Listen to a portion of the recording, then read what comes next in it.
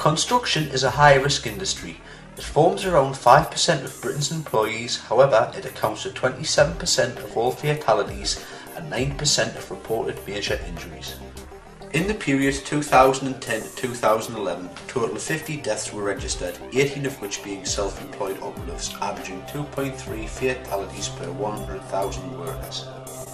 Almost all construction work includes some form of excavation, whether for foundations, drainage or sewerage. Over the years, many deaths and serious injuries have resulted from the collapse of unsupported excavations. All collapses could have been prevented if the relevant support, safety measures and management had been put into place. A company, IPM Limited, successfully won a tender to install a sewage pipe running 37 metres in length at Crandall Park, Glasgow for Scottish Water. This necessitated the excavation of a trench 2.8 metres in depth by 1 metre wide. IPM subcontracted this work to Cameron Stevensons Limited. The team consisted of 3 members: team leader and excavator driver William Parry, labourer Thomas Brand and the now deceased Mr Graham Scott, also a labourer. Both labourers worked under the direction of Mr Parry, also employed health and safety consultant Andrew Finney of Man Clark Safety Services Limited, who had prepared health and safety documentation including a van pack and made unannounced site visits. Mr Parry drove a JCB more than capable of placing the spoil heap a minimum of 2.87 metres from the trench edge as required.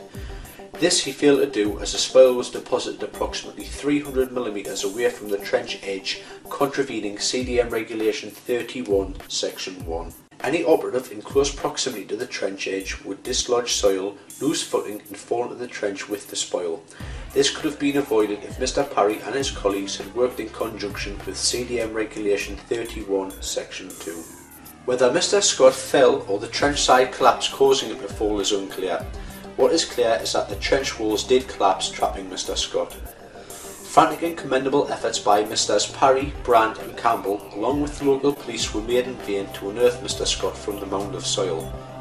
Sadly, Mr Scott was pronounced dead by police surgeon Dr Richard Stevenson at 10 minutes past 2, with the cause of death certified as chest injury and probable suffocation. A health and safety executive investigation into the incident reported that the failure by team leader William Parry to follow and direct his team to work within health and safety procedures and the instructions of employers when excavating a trench at depth put both himself and his team at risk of injury and ultimately resulted in the death of Graham Scott. Mr Parry pleaded guilty to charges in Glasgow Sheriff Court and was prosecuted for breaching Section 7 of the Health and Safety at Work Act 1974 and was fined £240. Before any work is carried out, site-specific risk assessment must be complete under the Management of Health and Safety at Work Regulations 1999. These regulations require employees to suitably and sufficiently assess every working activity and identify hazards any person may encounter as a result of work being carried out. Upon identifying such hazards, the employer has a duty to put control measures into place to eliminate or reduce the risk of injury or ill health from the hazards as much as is reasonably practicable.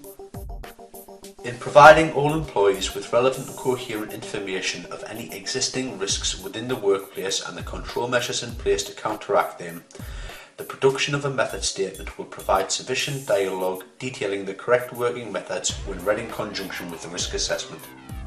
In excavation, it is imperative the risk assessment and method statement take into account the potential for the sides of the excavation to collapse, the potential for someone to be injured, and the need for a support system, all of which should form the foundations for good working practice on site. Prior to excavation, as much information as possible should be gathered on the ground conditions.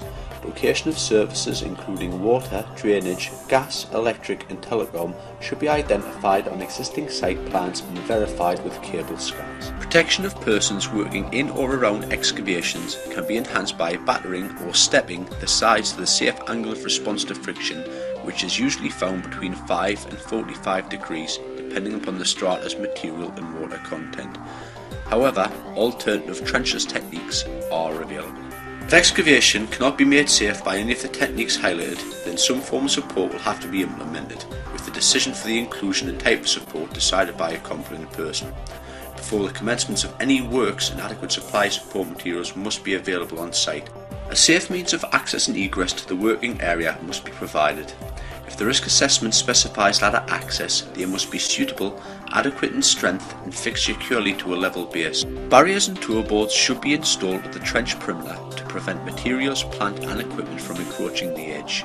These may be removed to allow access and egress, but must be reinstalled immediately upon the completion of tasks. In the darkness, barriers should be lit with battery operated lights, especially if next to a public thoroughfare. A source of suitable and sufficient light should be provided and be of natural light as much as possible. Sites should be well signed and possess planned traffic routes.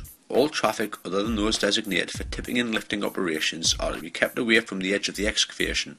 However, anchored step blocks must be put in place to prevent surcharge from tipping and lifting machines. When transferring loads, rubbing boards should be utilised to prevent damage to the support system, with materials lowered into the trench under control, with the need to undertake manual handling avoided to prevent injury.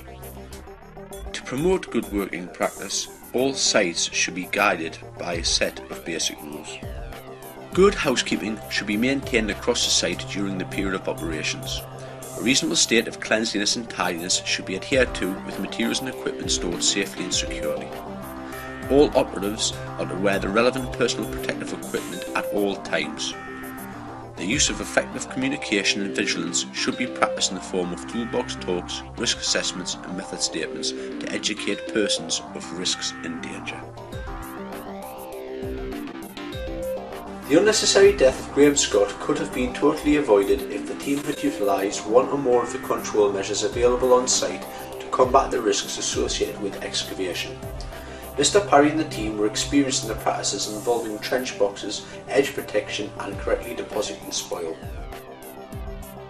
What is not clear is why the team would depart from such basic health and safety practices and procedures when no major time constraints were evident, other than this was to avoid the inconvenience of having to move one or both of the trench boxes. Had either of the trench boxes been utilised, the sides would not have collapsed. Use of plastic edge protection barriers would have reduced the likelihood of Mr. Scott falling into the trench, and had the spoil been deposited at the correct distance from the trench, then the surcharge would have been reduced if not eradicated.